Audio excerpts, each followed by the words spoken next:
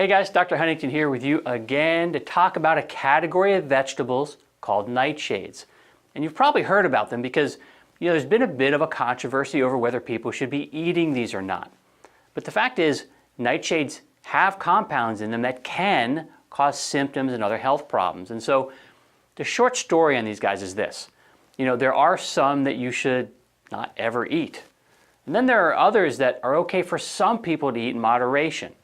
But there are some people that, due to how their body functions, need to completely avoid those same commonly eaten nightshades that other people can eat in moderation. And so that's probably why the confusion or controversy. So first, let's go into some basics. There's actually over 2,000 nightshade plants, but most of them are poisonous and not edible, so you don't normally think of them when you think of food. Now, the ones you can eat tend to cause low-level toxicity in your body. And in excess, these can have a negative cumulative effect and cause a cascade of health problems, which I'll get into in a moment. But first, let's look at a list of nightshades that people commonly eat. I've got them listed here. The most common ones would be tomato and potato, bell, sweet and hot peppers, paprika and cayenne peppers, eggplant and okra, tomatillos, and tobacco, maybe not necessarily eating it, but chewing it, right? And then some of the less common, gooseberries, sorrel, ground cherries, and goji berries. Now, if you experience digestive issues like heartburn or bloating or irritable bowel, skin conditions, joint pain, or just some kind of unexplained fatigue, definitely stay tuned here because those are some of the warning signs that nightshades might not be right for you to eat. And if you have an autoimmune disorder or suffer with leaky gut, and you consume nightshades, you're definitely adding fuel to the fire. Now, what sets nightshades apart from other fruits and vegetables are the compounds that they contain. I've got them listed up here, lectins, saponins, and capsaicin. Right? So let's look at how these compounds actually can cause trouble. Lectins are proteins found in all plants and even some animals, but not all are harmful. However, the ones found in nightshades and also in grains and beans and legumes can cause you health problems, particularly by damaging the gut and causing inflammation. The harmful lectins, they bind to healthy cells and actually render them dysfunctional, and destroy your gut by literally tearing holes in the cells that protect your lining. Tomato lectin is particularly effective at deteriorating your gut lining.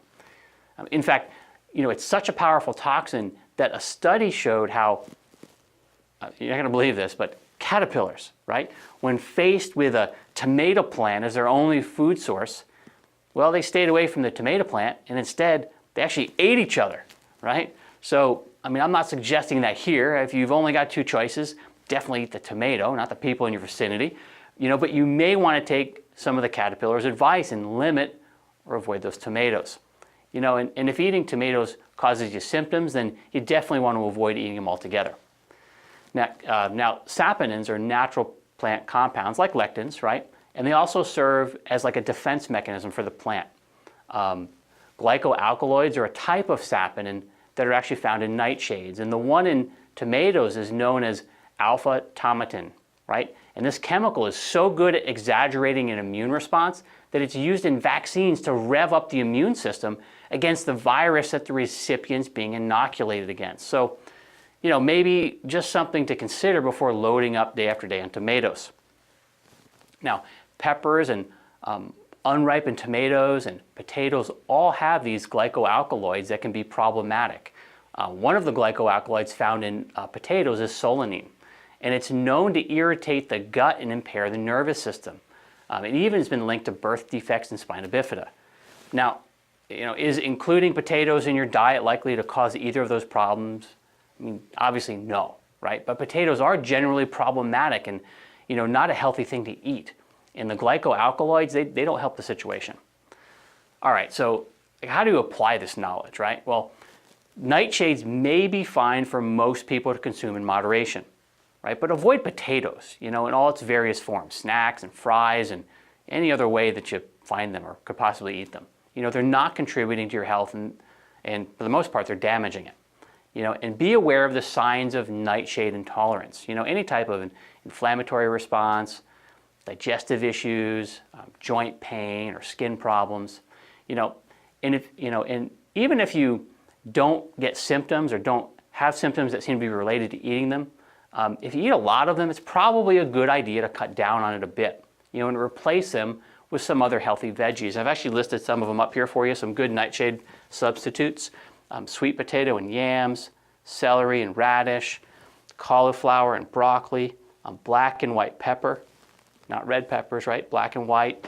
And then the low sugar fruits, your berries, your apples, your melon, and your citrus.